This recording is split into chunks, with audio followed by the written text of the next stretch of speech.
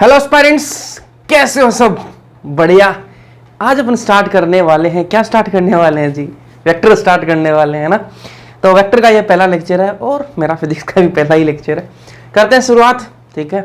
और मजा दिला देंगे आपको, है ना। फिजिक्स के अंदर अभी बायोलॉजी समझ में आ रही है, केमिस्ट्री समझ में आ रही है, फिजिक्स का भी करते हैं इलाज। चलो, वेक्टर वेक्टर क्या है, क्या है होता है ये वेक्टर? देखो, वेक्टर कुछ नहीं है, क्वांटिटी है, फिजिकल क्वांटिटी समझते हो, ठीक है? उसकी डायरेक्शन भी होती है ना, मैग्नीट्यूड होता है, साथ में उसकी डायरेक्शन भी होती है वेक्टर के अंदर। अब मैग्नीट्यूड क्या होता है, डायरेक्शन क्या होता है, अभी हम सारा बताएंगे कि मैग्नीट्यूड क्या होता है, डायरेक्शन क्या होता है। अभी देखो, आपको मैं एग्जांपल दूं, ये मैंने लिखा, क्या लिखा मैंने, 5 मीटर मैंने लिख दिया। ये 5 मीटर मैंने लिखा, तो इससे जो आपको एक क्वांटिटी दी है ना 5 मीटर, इसके अंदर आपको क्या क्या दिया गया है वो देखो। ये 5 है ना, ये जो न्यूमेरिकल वैल्यू वो क्या होता है, मैग्नीट्यूड होता है जी। वही क्या होता है, मैग्नीट्यूड होता है। ये 5 क्या है, मैग्नीट्यूड है। ये 5 क्या है, मैग्नीट्यूड है। वही मैं बात करूं, ये एम, ये मीटर है, ये क्या है, ये यूनिट है। ये क्या है, यूनिट है, ठीक है? तो 5 यहां पर क्या है, मैग्नीट्यूड भैया, और एम क्या है, मीटर। ये क्या है, यूनिट है। पता ही है बात तो कि यूनिट होती है मीटर। तो यहां पर क्या डायरेक्शन कहीं पता नहीं लग रही है भाई, 5 मीटर कौन सी डायरेक्शन में है, कौन सी डायरेक्शन में पता है क्या? नहीं पता, सिर्फ 5 मीटर दे रखा है। 5 मीटर आपको सिर्फ दिया गया है। इसमें आपको क्या दिख रहा है, एक वैल्यू दिख रही है, न्यूमेरिकल वैल्यू दिख रही है जो क्या मैग्नीट्यूड होता है, और एक आपको यूनिट दिख रही है, ठीक है? दो ही चीजें आपको दिख रही हैं इसमें। तो ये क्या है, ये क्या है, स्केलर क्वांटिटी है। क्या है ये, स्केलर क्वांटिटी। कई डायरेक्शन का पता नहीं लग रहा भाई, कोई नॉर्थ में, साउथ में, कहीं अपन को नहीं पता लग रहा ना, दिशा का पता लग रहा है क्या, डायरेक्शन का पता लग रहा है, नहीं पता लग रहा, तो स्केलर क्वांटिटी है। अब ये होती है स्केलर। वेक्टर बताऊं क्या होता है? देखो, मान लो मुझे जाना है कहां, मैं राजस्थान में हूं, मुझे जाना है दिल्ली जाना है। कहां जाना है, दिल्ली जाना है। तो अगर मुझे दिल्ली जाना है तो मुझे क्या करना पड़ेगा? सबसे पहले तो अगर मेरे को गाड़ी चलानी आती है, खुद के पास गाड़ी होनी चाहिए, ठीक है? अगर गाड़ी चला के मुझे ले जानी है, या फिर मुझे किराया करनी पड़ेगी, या फिर मुझे फ्लाइट में जाना पड़ेगा, या फिर मुझे ट्रेन में जाना पड़ेगा। अगर मैं फ्लाइट में जाऊंगा तो फ्लाइट वाले की दिक्कत है, अगर मैं ट्रेन में जाऊंगा तो ट्रेन वाले की दिक्कत है, वो उसको छोड़ना पड़ेगा मुझे। लेकिन अगर मैं सेल्फ ड्राइव करके जा रहा हूं, खुद मेरे को ड्राइव करके जाना है, राजस्थान से मुझे दिल्ली जाना है, तो मुझे सबसे पहले तो रास्ता पता होना चाहिए यार, कि कौन से रास्ते से जाऊंगा। पता मेरे को जाना दिल्ली है और चला गया मैं मुंबई, ठीक है? रास्ता पता ही नहीं था, मुंबई वाला रास्ता ले लिया मैंने, तो डायरेक्शन नहीं पता, ठीक है? यहां पर क्या डायरेक्शन का पता होना जरूरी है। अगर मुझे राजस्थान से दिल्ली जाना है तो मुझे डायरेक्शन का पता होना चाहिए कि भाई मुझे जाना किस दिशा में, कौन से रास्ते पर मुझे जाना है, डायरेक्शन पता होना चाहिए ना, ठीक है? तो अगर मुझे जाना है कहीं तो उसके लिए मुझे क्या है, डायरेक्शन की जरूरत पड़ेगी, ठीक है? वो क्या है, वेक्टर क्वांटिटी। वही क्या होती है, वेक्टर। वेक्टर के अंदर आपको मैग्नीट्यूड भी होना चाहिए, जैसे न्यूमेरिकल वैल्यू है, मैग्नीट्यूड होना चाहिए, यूनिट भी होनी चाहिए, और साथ में डायरेक्शन भी होनी चाहिए। 3 चीजें होंगी तब उसको वेक्टर बोल देंगे।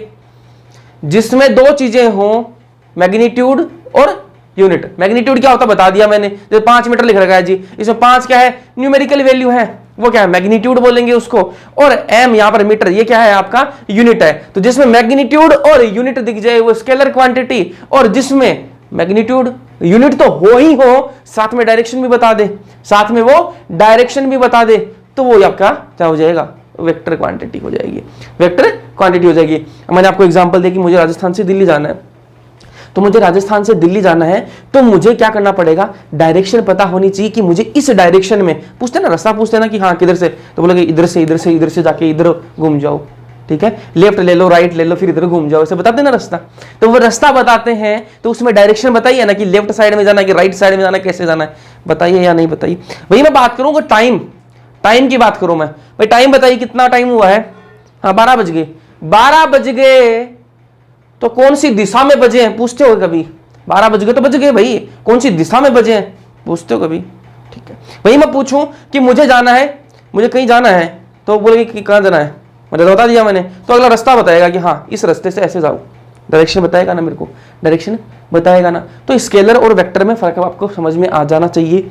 स्केलर क्या होती है, स्केलर क्वांटिटी उसको बोलते हैं ऐसी फिजिकल क्वांटिटी जिसमें मैग्नीट्यूड हो, मतलब न्यूमेरिकल वैल्यू हो, साथ में यूनिट हो। मैग्नीट्यूड क्या होता है बता चुका हूं आपको, और साथ में यूनिट हो, वो आपकी स्केलर क्वांटिटी है जी। और जिसमें आपको मैग्नीट्यूड तो पता होना ही चाहिए, साथ में यूनिट भी पता होना चाहिए, और साथ में डायरेक्शन पता हो, तो फिर वो वेक्टर क्वांटिटी हो जाती है। तो डेफिनेशन देख लेते हैं सबसे पहले, आ जाओ वेक्टर की देख लेते हैं सबसे पहले।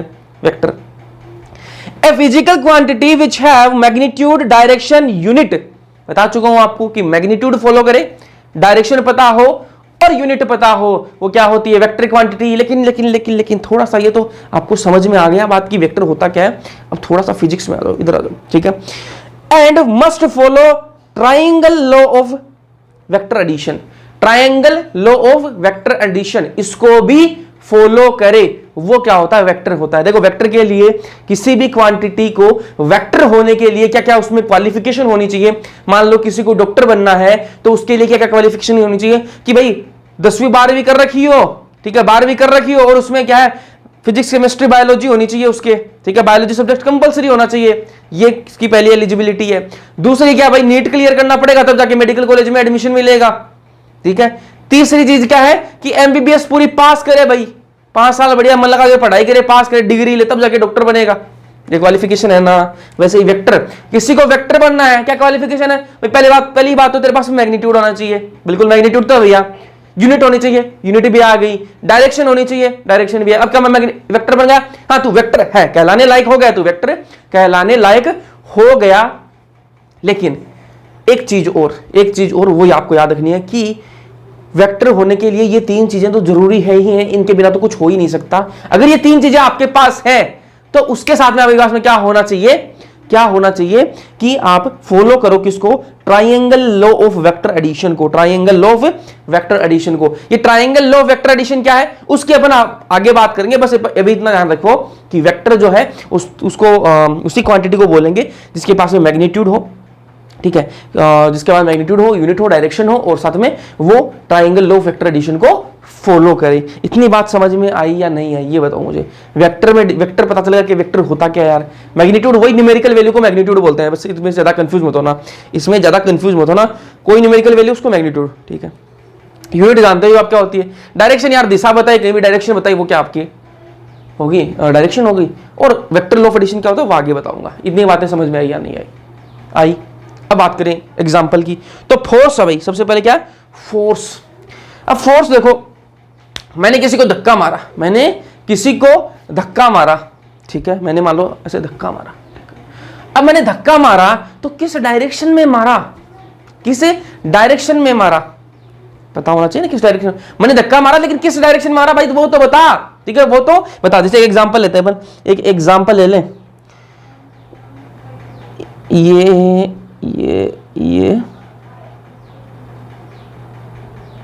क्या बन गया भाई, ये कुछ तो अलग ही बन गया भाई, डीजे बन गया ये तो। चलो अरे यार ये तो वो हिल क्लाइंब वाली गाड़ी बन गई। चलो मान लेते हैं गाड़ी है यार, मान लो, ठीक है, घटिया सी गाड़ी बनी है, लेकिन ठीक है मान लो। अबे घटिया सी गाड़ी है तो घटिया सी काम करेगी, चलेगी नहीं है, चलती नहीं है, मतलब सेल्फ स्टार्ट नहीं है भाई, इसके धक्का मार के स्टार्ट करनी पड़ती है। देखिए कभी गाड़ी धक्का मार के स्टार्ट करने वाली गाड़ी देखिए, धक्का स्टार्ट बोलते हैं इनको, तो ये धक्का मार के स्टार्ट करनी पड़ेगी इस गाड़ी को, ठीक है। ये जो गाड़ी है इसको धक्का मार के स्टार्ट करनी पड़ेगी। लो जी 2 आदमी बुलाए, इधर से 2 आदमी बुलाए कि आओ भाई थोड़ा सा धक्का लगवा दो गाड़ी की, थोड़ा सा धक्का लगवा दो, कहता कि स्टार्ट हो जाए।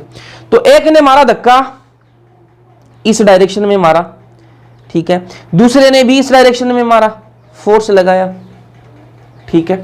तो इन्होंने क्या कुछ फोर्स लगाया होगा, अब मान लो गाड़ी आगे की तरफ अपन को धक्का मारना है, ठीक है, तो ऐसा नहीं कि धक्का कहीं से भी मार सकते हैं, कोई साइड से मारा धक्का, कोई साइड से गाड़ी को साइड से धक्का मार रहा है, वो धक्का लगेगा, उससे गाड़ी स्टार्ट होगी नहीं जी। धक्का आप एक डायरेक्शन में मारोगे तभी तो वो गाड़ी स्टार्ट होगी। तो यहां पर धक्का मारने के लिए फोर्स जिस साइड में लगाओगे तो उसके लिए डायरेक्शन पता होनी चाहिए ना। तो फोर्स की जहां बात आती है तो वो उसके लिए डायरेक्शन होनी चाहिए, इसलिए क्या है वेक्टर क्वांटिटी है। अब मान लो मैं ये लिखूं 10 न्यूटन, ठीक है, फोर्स, ठीक है, तो 10 यहां पर क्या है मैग्नीट्यूड है, न्यूटन क्या है यहां पर यूनिट है, लेकिन इसका डायरेक्शन भी पता होना चाहिए कि किस डायरेक्शन में फोर्स लग रहा है। इस डायरेक्शन में फोर्स लग रहा है, इस डायरेक्शन में क्या लग रहा है, फोर्स लग रहा है। मान लो मैं 10 न्यूटन इधर लगा रहा हूं, 10 न्यूटन मैं इधर लगा रहा हूं, नीचे दो मतलब एक ही साइड में मैं 10 न्यूटन लगा रहा हूं पीछे की तरफ से। भाई इधर से 2 लोगों ने और देखा कि यार लड़के दुख पा रहे हैं, लड़के दुखी हो रहे हैं कि यार धक्का मार रहे हैं, गाड़ी स्टार्ट नहीं हो रही, तो उन्होंने सोचा कि थोड़ी हेल्प करा दें इनकी, धक्का मार रहे हैं बेचारे, स्टार्ट नहीं हो रही गाड़ी, तो थोड़ी हेल्प करा दे। 2 ही लोग हैं तो 2 और आ गए, लेकिन क्या दिक्कत हुई कि उन्होंने पी रखी थी थोड़ी सी शराब, दारू पी रखी थी उन्होंने, तो दारू पीने के बाद में दिमाग थोड़ा सा खराब हो जाता। तो दारू पी रखी थी, उनको पता है कि धक्का लगाना है, लेकिन कौन सी डायरेक्शन में लगाना है ये नहीं पता उनको। धक्का तो लगाना है लेकिन कौन सी डायरेक्शन में लगाना है ये बात नहीं पता थी। तो धक्का वो दो लोग तो इस साइड में लगा थे, तो पहले से आ रखे हैं, ये दोनों तो पहले से गाड़ी इस गाड़ी के धक्का लगा रहे थे, वो दो और आगे कि हम भी यार मदद करवा दें, इनके बेचारे परेशान हो रहे हैं, धक्का लगवा दें अपन भी। तो वो दो आए और उन्होंने क्या किया, इधर से धक्का मारना स्टार्ट कर दिया। उनके दिमाग में एक चीज तो बैठ गई थी कि भाई धक्का मारना है हमें, लेकिन कौन सी डायरेक्शन में मारना है यार ये नहीं पता। तो वो धक्का इस साइड में मारने लग गए। इनका भी वही क्या भाई 10 न्यूटन का फोर्स लगा रहे हैं दोनों, ठीक है। अब मुझे एक बात बताओ, इस साइड से भी 10 न्यूटन का फोर्स, 20 न्यूटन का, दोनों ये 10 10 20, इस साइड से भी 20 न्यूटन का फोर्स लग रहा है, इस साइड से 20 न्यूटन का फोर्स लग रहा है। अब मुझे एक बात बताओ, आप गाड़ी हिलेगी क्या? गाड़ी आगे पीछे कहीं हो सकती है क्या? दोनों साइड से बराबर का फोर्स लग रहा है, ठीक है। ये दोनों क्या है, इसको धक्का मार मार के गाड़ी को पतली कर देंगे और कुछ नहीं है, ठीक है। तो धक्का मार रहे हैं दोनों साइड से, गाड़ी कहीं भी मूव करेगी क्या? बात ये बताओ, कहीं भी मूव करेगी क्या? कॉमन सेंस की बात है, नहीं करेगी, क्योंकि जितना आगे से धक्का लगा है उतने से पीछे से लग रहा है, तो कहाँ जाएगी गाड़ी? बीच में खड़ी रहेगी। बात समझ में आई या नहीं आई? बात समझ में आई या नहीं आई? तो मैं आपसे एक चीज पूछूं, कि 10 न्यूटन प्लस 10 न्यूटन कितना होगा? ये 10 न्यूटन फोर्स की बात कर रहा हूं मैं, 10 न्यूटन प्लस 10 न्यूटन कितना होगा? तो आप बोलोगे भैया 20 न्यूटन होता है, 20 न्यूटन होता है। तो मैं बोलूं अगर कि 0 न्यूटन होता है तो ठीक है, आप बोल दोगे भैया 10 और 10 तो 20 होता है। अच्छा, 10 और 10 20 नहीं होता। वेक्टर के अंदर अपन यही तो पढ़ेंगे कि 10 के अंदर 10 से प्लस 10 20 हो जरूरी नहीं है। भैया क्यों जरूरी नहीं है? 10 प्लस 10 तो 20 ही होता है। लेकिन वेक्टर ये तो होता है, अपनी मैथ्स के अंदर होता है ना, यहां वेक्टर की बात कर रहे हैं। वेक्टर के अंदर 10 प्लस 10 20 हो जरूरी नहीं है। तो भैया कैसे होगा? देखो मैंने क्या कहा कि 10 न्यूटन इधर से लग रहा है, 10 न्यूटन इधर से लग रहा है, ये टोटल कितना हो गया? 20 न्यूटन, मतलब टोटल फोर्स 20 न्यूटन लग रहा है इस साइड से। 10 न्यूटन इधर से लग रहा है, 10 न्यूटन इधर से लग रहा है, 20 न्यूटन इधर से लग रहा है। तो टोटल कितना होना चाहिए भाई? फोर्स टोटल कितना लग रहा है? 10 10 10 10 कितना हो गया? 40 न्यूटन हो गया ना, 40 न्यूटन हो गया। लेकिन 40 न्यूटन बोल सकते हैं क्या इसको? नहीं बोल सकते। क्यों? क्योंकि भाई नेट फोर्स कितना आ रहा है? 10 इधर से लग रहा है, 10 इधर से लग रहा है, उतना ही इधर से लगा दिया, तो नेट फोर्स तो 0 हो गया ना यार, नेट फोर्स तो 0 ही हो गया। वैसे ही मैं बात करूं, चलो थोड़ा सा इसको सिंपल कर लें और थोड़ा सा ना, ये थोड़ा सा सिंपल कर लेते हैं इसको, 10 10 का ही खेल रखते हैं ना। चलो अब मैं बोल रहा हूं कि 10 न्यूटन में इधर से लगा रहा हूं, 10 न्यूटन में इधर से लगा रहा हूं जी भैया, बिल्कुल लगा रहा हूं। तो अब आप एक चीज देखो यार कि 10 मैं इधर से लगा रहा हूं, 10 इधर से लगा रहा हूं, तो दोनों का नेट फोर्स तो 0 आएगा। कहीं काम तो हो ही नहीं रहा भाई, गाड़ी आगे पीछे खिसक रही है क्या? नहीं खिसक रही। तो क्या है, डायरेक्शन दोनों की जब उल्टी हो, यही तो होता है ना वेक्टर के अंदर, कि डायरेक्शन का मतलब यही है कि डायरेक्शन देखी जाती है। इसमें क्या देखी जाती है? डायरेक्शन। ये होगा मैग्नीट्यूड। अगर ये स्केलर क्वांटिटी होती ना, अगर ये स्केलर क्वांटिटी होती तो हम सिर्फ मैग्नीट्यूड को देख लेते, ठीक है, और 10 प्लस 10 कर देते और क्या कर देते? 20 कर देते। लेकिन यहां पर क्या है? डायरेक्शन का खेल भी है। वेक्टर क्वांटिटी है, वेक्टर क्वांटिटी है, तो क्या होगी? डायरेक्शन भी देखी जाएगी।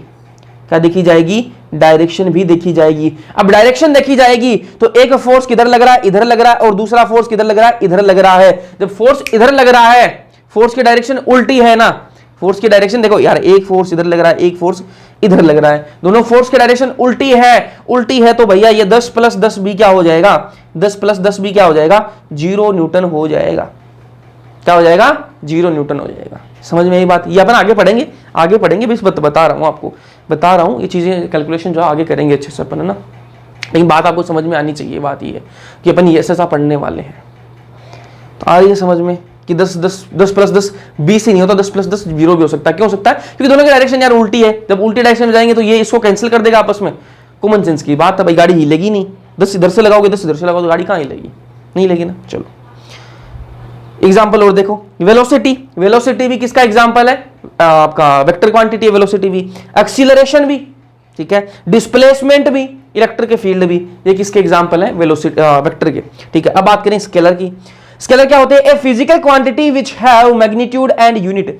ऐसी फिजिकल क्वांटिटी जिसके पास में मैग्नीट्यूड और यूनिट हो, वो स्केलर क्वांटिटी होती है। देखो जिसके पास में मैग्नीट्यूड, यूनिट और डायरेक्शन हो, वो तो वेक्टर हो जाएगी ना। लेकिन जिसके पास में मैग्नीट्यूड और यूनिट हो, वो क्या होती है? आपकी स्केलर क्वांटिटी होती है। मैग्नीट्यूड और यूनिट मैंने आपको बताया, जैसे 5 मीटर है, इसमें क्या है? मैग्नीट्यूड है और यूनिट है। डायरेक्शन का कोई पता नहीं, जैसे यहाँ फोर्स की बात कर रहे थे अपन, फोर्स में क्या है भाई? यहाँ पर 10 क्या है? मैग्नीट्यूड है, ठीक है, मैग्नीट्यूड भी है। एन यहां पर न्यूटन क्या है, ये यूनिट हो गई, और यहां पर ये क्या डायरेक्शन को भी दर्शा रहा है भाई, इस डायरेक्शन में लग रहा है, तो तीनों चीजें इसमें, मैग्नीट्यूड, यूनिट और डायरेक्शन, तो ये क्या है, वेक्टर क्वांटिटी। वही बात करूं मैं इसकी, तो इसमें मैग्नीट्यूड है और यूनिट है, दो ही चीजें हैं, तो ये क्या हो गई आपकी स्केलर क्वांटिटी होती है। एग्जांपल की बात करें तो मास, ठीक है, टेम्परेचर। अब किसी का वजन पूछ रहे हो आप, किसी का वजन पूछ रहे हो, तो भाई ऐसे पूछोगे कि भाई कौन से डायरेक्शन में, किसी ने वजन पूछा तो बोला 70 किलो वजन है भाई, 70 किलो वजन है मेरे में, तो आप ये पूछोगे कि भाई कौन से डायरेक्शन में तेरा 70 किलो वजन है, पूछोगे, बताओ जी, पूछोगे क्या, नहीं पूछ सकते है ना, कि डायरेक्शन क्या होता है, पूरा ही वजन भाई वो है ना। तो मास क्या है, स्केलर क्वांटिटी है। वैसे टेम्परेचर भाई, टेम्परेचर बढ़ रहा है किसी का टेम्परेचर 37 डिग्री सेल्सियस, ठीक है, टेम्परेचर कौन सी डायरेक्शन में तेरा 37 डिग्री है, बताओ कौन सी डायरेक्शन का क्या मतलब है, इसमें डायरेक्शन क्या है, पूरा ही 37 डिग्री है, ठीक है, तो 37 डिग्री। स्पीड की बात करें, स्पीड क्या होती है, स्केलर क्वांटिटी होती है। डिस्टेंस भी स्केलर क्वांटिटी है, करंट भी स्केलर है, प्रेशर, डेंसिटी, फ्लक्स, ये सारी क्या स्केलर क्वांटिटी, आगे आगे पढ़ते जाएंगे इनको, है ना। अभी आपको वेक्टर और स्केलर में डिफरेंस क्या होता है वो पता लगा या नहीं लगा, ऑनेस्टली बताना, ठीक है। चलो आगे चलते हैं फिर। अब बात करेंगे वेक्टर रिप्रेजेंटेशन। वेक्टर को यार रिप्रेजेंट कैसे किया जाता है उसकी बात कर लेते हैं ना। वेक्टर जो है उसको रिप्रेजेंट कैसे किया जाता है, कैसे लिखते हैं वेक्टर को, उसकी बात कर लेते हैं। सबसे पहले बात करेंगे मैथमेटिकली, मैथमेटिकल कैसे लिखा जाता है वेक्टर को, उसकी बात कर लेते हैं। चलो आ जाओ। सबसे पहले तो ये ए है, ठीक है, ये क्या है, वेक्टर है क्या, मैंने ए लिखा, ये वेक्टर है क्या। देखो वेक्टर दिखाने के लिए कि भैया ये वेक्टर है या नहीं है, अपन को कैसे पता लगेगा भाई ये जो आपको क्वांटिटी दे रखी है वो वेक्टर है या नहीं है, कैसे पता लगेगा। उसको पता लगाने के लिए भाई इसको रिप्रेजेंट कैसे किया जाता है वेक्टर को, तो ये ए लिखा है मैंने, ये वेक्टर क्वांटिटी है, नहीं जी अभी वेक्टर क्वांटिटी नहीं है। लेकिन अगर मैं इस पर ये एरो लगा दूं, अगर मैं इस पर क्या लगा दूं, एरो लगा दूं, अब क्या बन गई, ये वेक्टर क्वांटिटी बन गई। अब क्या बन गई, ये वेक्टर क्वांटिटी बन गई, बन गई या नहीं बन गई, जल्दी से बताइए मुझे, जल्दी बताइए, ये वेक्टर क्वांटिटी है, ठीक है। अगर मैं सिर्फ ए लिखा हुआ होता तो वो वेक्टर क्वांटिटी नहीं है, लेकिन ए के ऊपर मैंने एरो लगा दी, वो क्या बन गई, वेक्टर क्वांटिटी बन गई। अब ये डायरेक्शन भी बताती है, अब ये डायरेक्शन बता रही है, ठीक है। अब ये ए वेक्टर जो मैंने लिखा है इसको मैं ऐसे लिख सकता हूं जी, ए, ठीक है, ए कैप, ठीक है। यहां पर ये देखो मैंने आपको बताया था कि वेक्टर के अंदर क्या होता है, एक होता है मैग्नीट्यूड, एक होती है यूनिट और एक होती है डायरेक्शन, तीन चीजें होती है ना। तो इसके अंदर ये वाला जो ए है ये किसको रिप्रेजेंट कर रहा है, मैग्नीट्यूड, किसको जी, मैग्नीट्यूड को। और ये वाला जो ए है वो किसको रिप्रेजेंट कर रहा है, डायरेक्शन को। जिस पर कैप लगी हुई हो ना, जिस पर कैप लगी हुई हो, इसको क्या बोलते हैं, कैप बोलते हैं, अभी बता रहा हूं। ए के ऊपर मैंने जो ये निशान लगाया ना इसको क्या बोलते हैं, कैप, टोपी, कैप है ये, ठीक है। जिस पर कैप लगी हुई हो, टोपी लगी हुई हो, वो क्या है, डायरेक्शन को दर्शाता है, डायरेक्शन को रिप्रेजेंट करता है। और जिस पर कुछ ना लगा हुआ हो वो मैग्नीट्यूड है जी, वो क्या है, मैग्नीट्यूड है। तो ये वेक्टर को कैसे लिखा जाता है, ए के ऊपर आप एरो लगा दो वो वेक्टर होता है। इसमें ए को और कैसे लिख सकता हूं भाई, मैग्नीट्यूड लिखा दो, ये मैंने मैग्नीट्यूड दिखा दिया, ये मैंने डायरेक्शन दिखा दी, ये वेक्टर क्वांटिटी हो गई जी। यूनिट तो है ही, ठीक है, यूनिट तो किसी क्वांटिटी की होगी ही होगी, है ना। तो ये दो चीजें मैंने कर दी, तो भाई ये वेक्टर क्वांटिटी है, बिल्कुल वेक्टर क्वांटिटी है, ठीक है। ये इसको क्या बोल सकते हैं अपन, वेक्टर बोल सकते हैं। ये क्या है, वेक्टर है। यहां तक बात समझ में आई या नहीं आई। वेक्टर क्वांटिटी को रिप्रेजेंट कैसे करते हैं वो मैंने आपको बताया। सिर्फ आप ए लिखा देखोगे तो वो भैया वेक्टर नहीं है। ए के ऊपर आपने एरो लगा दिया, अब वो वेक्टर है, अब क्या है, वो वेक्टर क्वांटिटी है, ठीक है। अब ए के ऊपर आपने एरो लगा दिया, इसको कैसे आप लिख सकते हो, ए बराबर क्या हो जाएगा, ए वेक्टर बराबर क्या हो जाएगा, ए मैग्नीट्यूड, ये मैग्नीट्यूड हो गया, और ये आपकी ए के ऊपर कैप लगा दी, किसको रिप्रेजेंट करता है, सिर्फ डायरेक्शन को रिप्रेजेंट करता है। अब बात करें फोर्स की। ये देखो ये मैंने ऐसे लिखा, ये फोर्स है क्या, नहीं जी ये फोर्स नहीं है, ये फोर्स नहीं है। फोर्स क्या वेक्टर क्वांटिटी होती है, इसलिए क्या लगाना पड़ेगा अपन को, ऊपर एरो लगानी पड़ेगी, क्या लगानी पड़ेगी, एरो लगानी पड़ेगी। अब क्या है, ये फोर्स है, अब क्या है, ये फोर्स है, बिल्कुल फोर्स है, ठीक है। मैंने एफ के ऊपर एरो लगा दी, अब ये फोर्स बन गया, अब ये वेक्टर क्वांटिटी है, नहीं तो ये वेक्टर क्वांटिटी नहीं थी। तो वेक्टर क्वांटिटी जब भी आपको रिप्रेजेंट करानी हो, जब भी आपको लिखनी हो, तो ए के ऊपर आप जो भी आपकी वेक्टर क्वांटिटी एफ पी जो भी है उसके ऊपर आप क्या कराओ, एरो का निशान लगाओ, तब ही वो वेक्टर मानी जाती है, ठीक है। अब अगर मैं एफ बराबर क्या लिख दूं, F is equals to F, इसको मैं ऐसे लिख दूं, इसको मैं अगर ऐसे लिख दूं, ठीक है, ये मैंने ऐसे लिख दिया। अब बताओ ये वेक्टर क्वांटिटी है या नहीं है, भैया ऊपर निशान तो लगा रखा है अपन ने, एरो का निशान तो लगा रखा है, तो वेक्टर क्वांटिटी तो होनी चाहिए। मैंने एरो का निशान तो लगा रखा है, लेकिन आप एक चीज नोटिस करना कि मैंने इसके आगे पीछे जो है ना एक डंडी भी मार दी, आगे पीछे मैंने लाइन भी खींच दी। लाइन खींचने से क्या होगा, ये जो उसकी जो एरो का निशान था ना वो छुप गया जी। इधर मैंने आगे पीछे लाइन खींच दी तो अब क्या हो गया, वो छुप गया। ठीक है, मैंने इसके ऊपर एरो का निशान तो लगा रखा है, वेक्टर क्वांटिटी थी, लेकिन अगर मैंने इसके चारों तरफ क्या कर दिया, ये लाइन खींच दी। ठीक है, तो ये क्या है, अब वेक्टर क्वांटिटी नहीं है। ये सिर्फ क्या क्या डिनोट कर रही है, सिर्फ क्या रिप्रेजेंट कर रही है, मैग्नीट्यूड को रिप्रेजेंट कर रही है। किसको रिप्रेजेंट कर रही है, magnitude of force, magnitude of force. अगर आपको दिखे कि F के ऊपर एरो है और साइड में 2 लाइन खींच रखी है, सिंपल भाषा में बता रहा हूं, इससे सिंपल क्या हो सकता है यार, F के ऊपर लाइन है मतलब एरो है, वो तो क्या है आपका वेक्टर क्वांटिटी, लेकिन F के चारों तरफ लाइन ऊपर एरो भी है और आगे पीछे लाइन डंडी मार दे, लाइन खींच दे, तो वो क्या होगी आपकी, सिर्फ वो मैग्नीट्यूड है। अब वो डायरेक्शन नहीं दिख रही, डायरेक्शन उस पर लगा रखी हो लेकिन दिख तो नहीं रही ना, क्योंकि लाइन खींच दिया आपने आगे पीछे, इसके लाइन खींच रखी है। अब ये क्या है, सिर्फ मैग्नीट्यूड है, इसमें क्या नहीं है, डायरेक्शन नहीं है। डायरेक्शन नहीं है तो ये वेक्टर क्वांटिटी नहीं रही है, क्या है, वेक्टर क्वांटिटी नहीं है। अब मैं आपको एक चीज और पूछूं कि भैया मैंने ऐसे लिख दिया F कैप, ठीक है, तो ये क्या है, वेक्टर क्वांटिटी है क्या, F कैप लिखा मैंने, ये क्या वेक्टर क्वांटिटी है, नहीं भैया, इसमें मैग्नीट्यूड का है, इसमें मैग्नीट्यूड है कहां, इसमें मैग्नीट्यूड नहीं है, इसमें क्या है, सिर्फ डायरेक्शन है, ओनली डायरेक्शन। इसमें क्या है, ओनली डायरेक्शन है। ठीक है, सिर्फ क्या है, इसमें डायरेक्शन है। ये बात मान रहे हो या नहीं मान रहे, इसमें क्या है, सिर्फ और सिर्फ डायरेक्शन है। ठीक है, तो मतलब सीधी सी बात क्या हुई कि अगर आपको वेक्टर रिप्रेजेंट करना है, अगर आपको फोर्स रिप्रेजेंट करना है तो कैसे करोगे, F वेक्टर बराबर F मैग्नीट्यूड और F कैप। ठीक है, इसमें ये क्या हो जाएगा, आपका मैग्नीट्यूड हो जाएगा, ये आपका क्या हो जाएगा, मैग्नीट्यूड हो जाएगा, और ये आपका क्या हो जाएगा, डायरेक्शन हो जाएगा। अब डायरेक्शन और मैग्नीट्यूड दोनों आ गए तो अब क्या है, ये फोर्स क्या होगा, वेक्टर हो गया। अब क्या हो गया, ये वेक्टर हो गया। तो आपको एक चीज समझ में आई होगी यहां से कि जब भी आपको किसी भी क्वांटिटी को अगर रिप्रेजेंट करना है, वेक्टर के रूप में रिप्रेजेंट करना है, तो ऊपर एरो लगाओ या तो उसके, ठीक है, एरो लगाओगे तो वेक्टर बन जाएगा। अगर आपने एरो लगा दिया और साइड में लाइन खींच दी तो वो वेक्टर नहीं रहता, फिर वो सिर्फ मैग्नीट्यूड बन जाएगा, सिर्फ मैग्नीट्यूड बन जाएगा। ठीक है, और वेक्टर के अंदर 2 चीजें, मैग्नीट्यूड और डायरेक्शन तो होनी चाहिए, क्योंकि कोई भी चीज की यूनिट तो होती ही है, तो मैग्नीट्यूड और डायरेक्शन तो आपको दिखानी पड़ेगी। तो इसमें क्या, मैंने ये वेक्टर F वेक्टर तभी है जब इसमें क्या है, एक मैग्नीट्यूड है और एक डायरेक्शन है। जो कैप वाला होता है जिस पर टोपी लगी होती है वो डायरेक्शन को रिप्रेजेंट करता है। तो अब आपको ये एक मिनट, अब इसको देखो ना,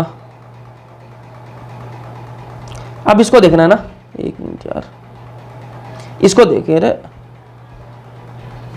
अब इसको देखना है ना, इसको देखना, इसको मैं क्या ऐसे लिख सकता हूं क्या, F कैप बराबर F cap is equals to F vector upon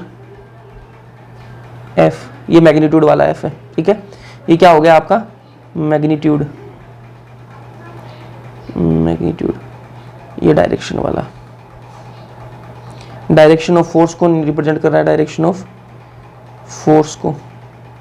ठीक है, तो अब आप देखो, इसको मैं ऐसे लिख सकता हूं, अरे कुछ नहीं किया यार, इसको कुछ नहीं किया, ये मैं इधर ले आया, इसको मैं इधर ले आया, तो ये कहां चला जाएगा, ये डिवाइड में चला जाएगा, ये इधर इनटू में है तो इधर डिवाइड में चला जाएगा। कोई डिफरेंस कोई है क्या यार, बीच में इक्वल टू का निशान है, इधर ये इनटू में है तो इधर जाएगा तो डिवाइड में आ जाएगा, कोई दिक्कत ही नहीं है। तो मैं इसको, इस F को उठाकर इधर ले आया बस। ठीक है, इसको क्या बोलूंगा, अगर ऐसा लिखा हुआ आपको दिखाई दे तो इसको क्या बोलते हैं, यूनिट वेक्टर बोलते हैं। इसको क्या बोलते हैं, यूनिट वेक्टर,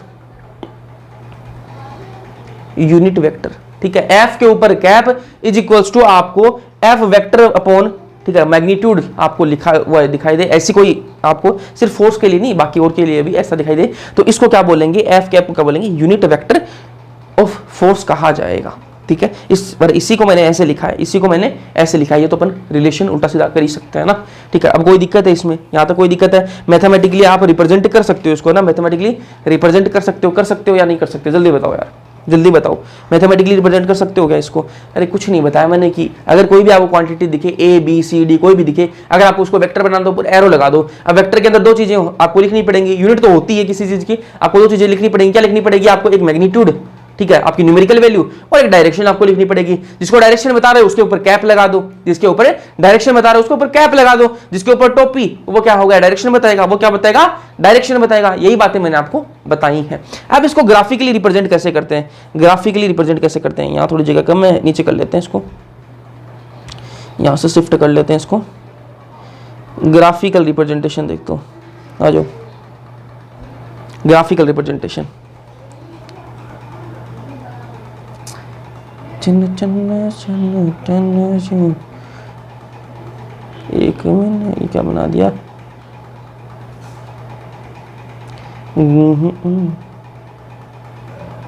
ये क्या है, एरो है भाई, ये क्या है, एरो है, ठीक है। अब मैंने आपको बताया था कि किसी को भी आपको वेक्टर रिप्रेजेंट करना हो तो उसके अंदर क्या होना चाहिए, मैग्नीट्यूड होना चाहिए और डायरेक्शन होना चाहिए। ये बात मैंने बताई, यूनिट तो होती ही है, ठीक है। तो ये मैंने लाइन खींच दी, ये क्या है, वेक्टर है भाई, ये क्या है, वेक्टर है। इसमें आपको एक चीज दिख रही होगी, ये क्या है, आपकी टेल है, पूंछ है, ये क्या है, टेल है, और ये क्या है, हेड है, ये क्या हेड है। तो आप बोलोगे भैया इसमें ये हमें बताइए कि डायरेक्शन कहां है और मैग्नीट्यूड कहां है। आपने तो एक एरो बना रखी है, आपने तो एक सिर्फ एरो बना रखी है, इसमें आप मुझे ये बताइए इसमें डायरेक्शन कहां है और इसमें मैग्नीट्यूड कहां है। आपने थोड़ी देर पहले मैथमेटिकल का बताया था, मैथमेटिकल में तो हमें दिख रहा था कि भाई एक जो है वो मैग्नीट्यूड को रिप्रेजेंट कर रहा था, एक जो है वो कैप लगाई थी वो क्या है, डायरेक्शन को रिप्रेजेंट कर रहा था। लेकिन इसमें आप हमें बताइए कि इसमें मैग्नीट्यूड कहां है और उसमें डायरेक्शन कहां है, ये बताइए। तो मैंने कहा कि जो हेड है ना, जो हेड है, ठीक है, जिस साइड में आपका हेड होगा, ये जो निशान है ना, एरो वाला निशान है, जिस साइड में होगा वो किसको रिप्रेजेंट करता है, डायरेक्शन को, डायरेक्शन को रिप्रेजेंट करता है। भैया डायरेक्शन का पता लग गया, डायरेक्शन का पता तो लग गया, अब आप हमें मैग्नीट्यूड और बता दो, मैग्नीट्यूड और बता दो तो हमें मजा आ जाएगा, तो हमें मजा आ जाएगा। बस यही मजा तो मैं दिलाने आया हूं। तो देखो ध्यान से, ये देखो भाई, ये देखो, ये जितनी लंबी आपकी जो एरो होगी ना, जितनी लंबी आपकी जो एरो होगी उतना ज्यादा मैग्नीट्यूड। ये किसको रिप्रेजेंट करता है, magnitude of vector, magnitude of vector. ये वेक्टर के मैग्नीट्यूड को दिखाती है। ये लाइन जो जितनी, ये जो लाइन दिख रही है, ये जो लाइन है, ये तो हेड हो गया, ये टेल हो गया। हेड और टेल के बीच में जितनी बड़ी लंबी लाइन होगी, जितनी बड़ी लंबी लाइन होगी वो किसको रिप्रेजेंट करती है, मैग्नीट्यूड को। जितनी बड़ी लंबी लाइन उतना ज्यादा मैग्नीट्यूड होगा, उतना ज्यादा मैग्नीट्यूड होगा। तो ये क्या है, ग्राफिकल रिप्रेजेंट करने का तरीका है। मैंने आपको बता दिया कि एक होगी हेड और एक टेल होगा। पता लग रहा है यार, एरो के अंदर एक हेड होगा, एक टेल होगा। जो हेड वाली डायरेक्शन है वो किसको रिप्रेजेंट करती है, डायरेक्शन को रिप्रेजेंट करती है। वही बात करें मैग्नीट्यूड क्या होगा, तो हेड और टेल के बीच में जो बीच की जो जगह है उसको क्या बोलेंगे अपन, मैग्नीट्यूड। जितनी बड़ी वो जगह है उतना ज्यादा मैग्नीट्यूड होगा। अब देखो ग्राफ के अंदर देखते हैं,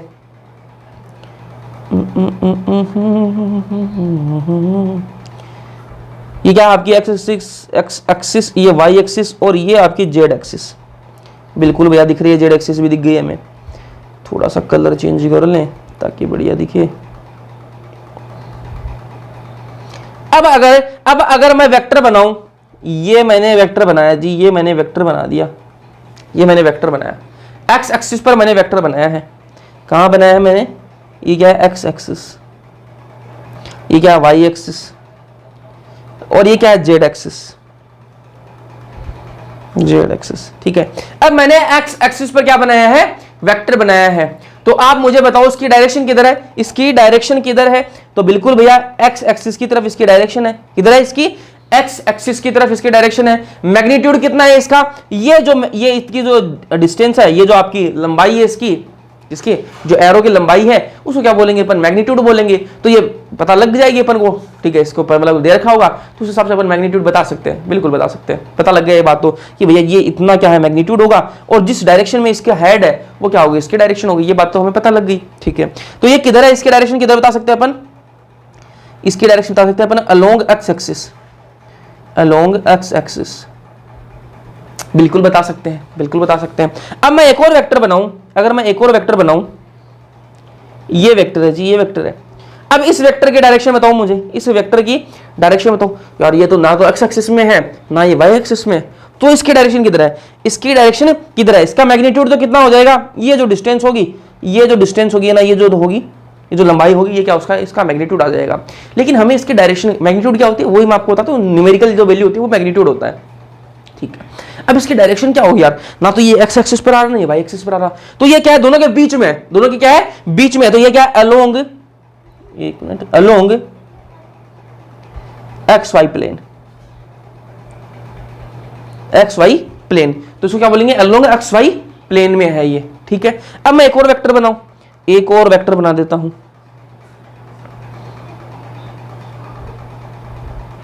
चलो ये लेते हैं, ये वेक्टर मैंने बनाया, ठीक है। अब ये वेक्टर देखो, ये वेक्टर किधर है, इसकी डायरेक्शन किधर है भाई, अलोंग वाई एक्सिस है, इसकी किधर है, अलोंग वाई एक्सिस है, डायरेक्शन दिख रही है भाई, डायरेक्शन दिख रही है, इसकी हेड की डायरेक्शन किधर है, वाई एक्सिस में, इसकी हेड की डायरेक्शन, तो अलोंग वाई एक्सिस इसकी क्या है, डायरेक्शन हो जाएगी, और ये मैग्नीट्यूड कितना हो जाएगा, ये इतनी जिसकी जो लंबाई होगी, इसकी जितनी भी लंबाई होगी वो क्या हो जाएगा, इसका मैग्नीट्यूड हो जाएगा। इतनी बात समझ में आई, मैथमेटिकल रिप्रेजेंटेशन समझ में आ गया, ग्राफिकल रिप्रेजेंटेशन हमें समझ आ गया।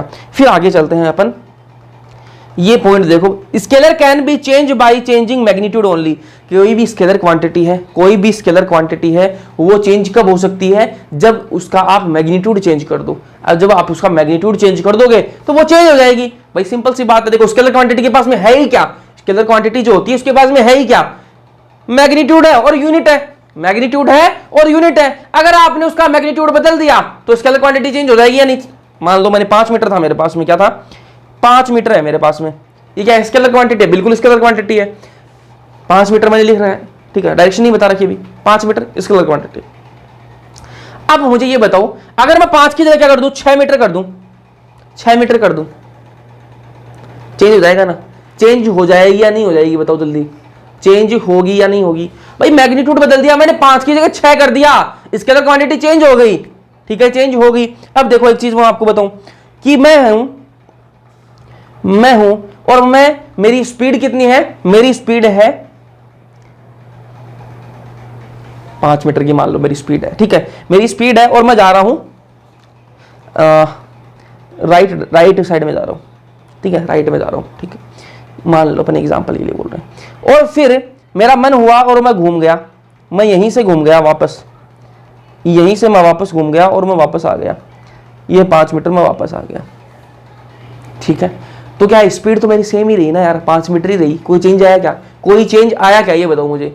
स्केलर क्वांटिटी है, डायरेक्शन का कोई मतलब ही नहीं है, डायरेक्शन का कोई मतलब ही नहीं है यार, स्पीड के अंदर, स्पीड के अंदर कोई मतलब नहीं है, 5 मीटर पर सेकंड के हिसाब से मैं जा रहा हूं, ठीक है, तो मेरे स्पीड का कोई मतलब नहीं है, मतलब डायरेक्शन का कोई मतलब नहीं है कि मैं किधर भी इधर जाऊं चाहे इधर जाऊं, स्पीड तो भाई वही रहेगी ना, स्पीड तो वही रहेगी, चाहे मैं इधर जाऊं चाहे मैं इधर जाऊं, स्पीड तो मेरी, मतलब मैं गाड़ी चला रहा हूं, मैं गाड़ी चला रहा हूं भाई, 100 की स्पीड में गाड़ी चला रहा हूं मैं, ठीक है, जब मैं 100 की स्पीड में गाड़ी चला रहा हूं, चाहे मैं दिल्ली के लिए जा रहा हूं चाहे मैं मुंबई के लिए जा रहा हूं, क्या फर्क पड़ता है भाई, गाड़ी तो 100 की स्पीड में चल रही है ना, गाड़ी तो 100 की स्पीड में चल रही है या नहीं चल रही, ठीक है, इंपॉर्टेंट क्या है, गाड़ी की स्पीड है, तो गाड़ी की स्पीड 100 की स्पीड में चल रही है, बस बात खत्म। चाहे मैं दिल्ली जा रहा हूं, मुंबई जा रहा हूं, चाहे मैं कहीं जा रहा हूं, अहमदाबाद जा रहा हूं, कोई मतलब उससे नहीं, मतलब भाई कोई मतलब नहीं है, ठीक है। तो यहां पर क्या है, अगर मैं गाड़ी की स्पीड 100 से मैं 110 कर दूं, 100 से अगर मैं 110 कर दूं, तब क्या है, वो क्वांटिटी चेंज हो गई। तो यहां पर मैंने 100 स्पीड थी पहले गाड़ी की, अब मैंने 110 कर दी, तो यहां पर देखो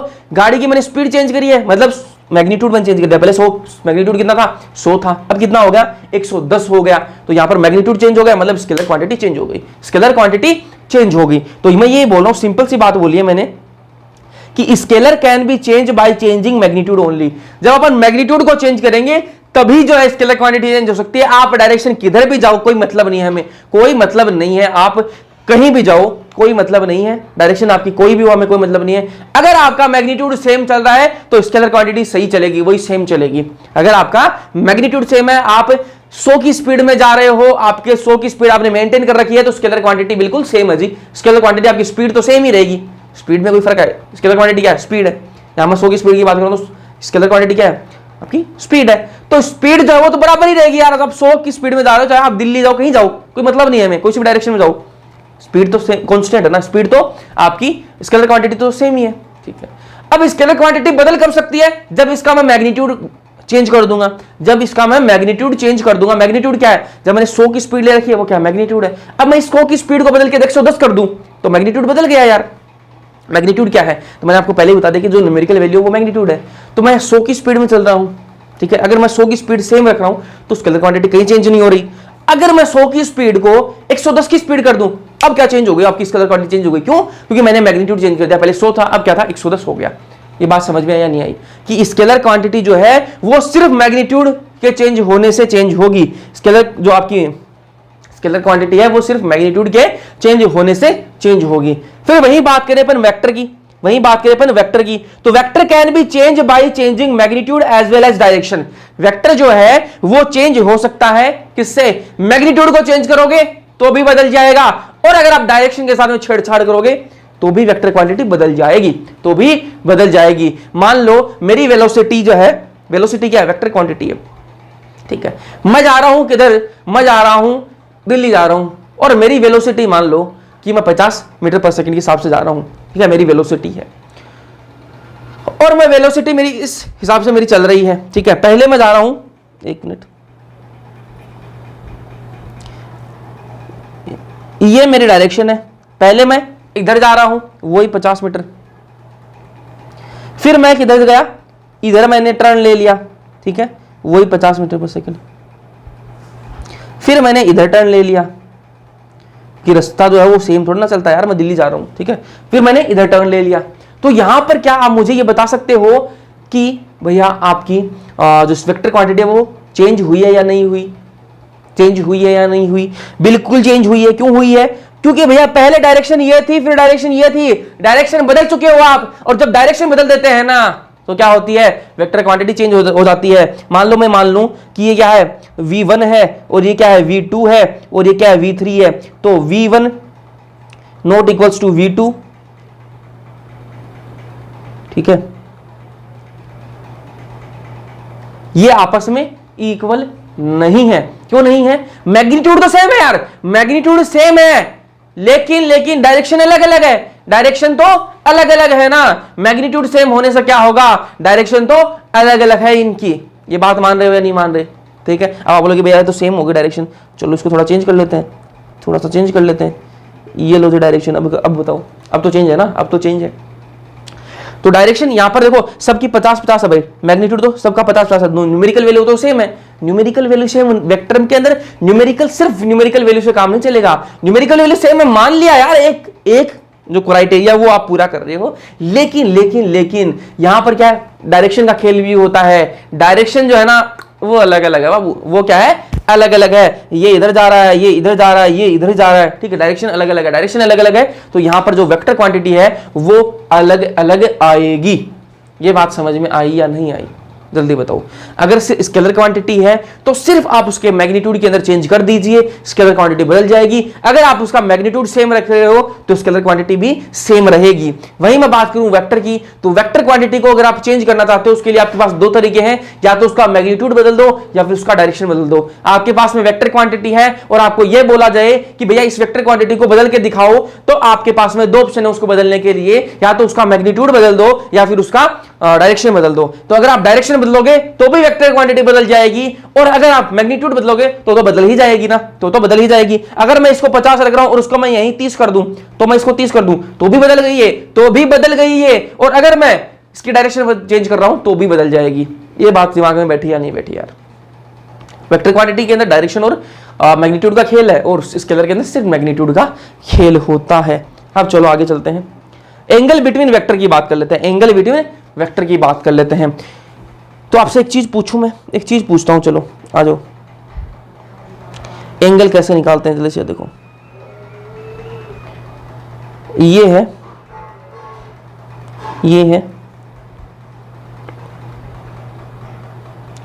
ये थीटा है, ये बीटा है, थीटा बीटा ले लेते हैं, कोई दिक्कत नहीं है। ये बताओ कौन सा एंगल सही है? कौन सा एंगल सही है? थीटा वाला सही है कि बीटा वाला सही है? पहले तो ये बताओ मुझे, ठीक है, थीटा वाला सही है कि बीटा वाला सही है? जल्दी जल्दी आंसर आना चाहिए। ये दो वेक्टर है, ये मान लो ए वेक्टर है, ये बी वेक्टर है, बिल्कुल है भैया, ए वेक्टर बी वेक्टर है। अब इन ए वेक्टर और बी वेक्टर के बीच में जो एंगल बनाया मैंने, थीटा वाला सही है कि बीटा वाला सही है? जल्दी आंसर बताओ।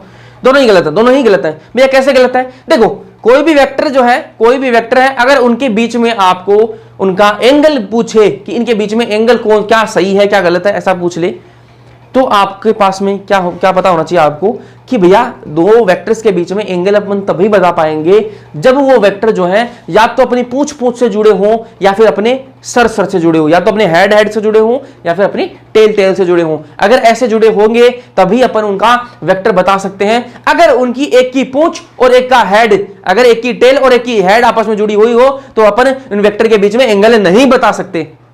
ये बात आपको क्लियर होनी चाहिए। सबसे पहली बात क्या क्लियर होनी चाहिए कि भैया अपन एंगल तभी बता पाएंगे जब दो वेक्टर हैं या तो दोनों के बीच में क्या है, दोनों की पूंछ आपस में जुड़ी हुई हो, मतलब टेल आपस में जुड़ी हुई हो, या फिर दोनों का हेड आपस में जुड़ा हुआ हो, तभी अपन एंगल बता सकते हैं। अगर एक की पूंछ जुड़ी हुई हो, मतलब टेल जुड़ी हुई हो, और एक की हेड जुड़ी हुई हो, तो अपन उसका एंगल नहीं बता सकते। यहां पर क्या हो रहा है, यहां पर देखो इस वेक्टर की तो क्या है, हेड है, और इसका क्या है, पूंछ है, इसी क्या है, टेल है, और हेड और टेल आपस में जुड़े हुए हो तो अपन एंगल नहीं बताएंगे, तो अपन एंगल नहीं बताएंगे। सही बात है या नहीं है? अब देखो कंडीशन देता हूं, ये है, ये है। अब बताओ, अब एंगल बता देगो ना? अब एंगल बता सकते हो? बिल्कुल बता सकते हैं। क्यों बता सकते हैं? क्योंकि दोनों के बीच में क्या है, हेड जुड़ा हुआ है। एक और बताऊं,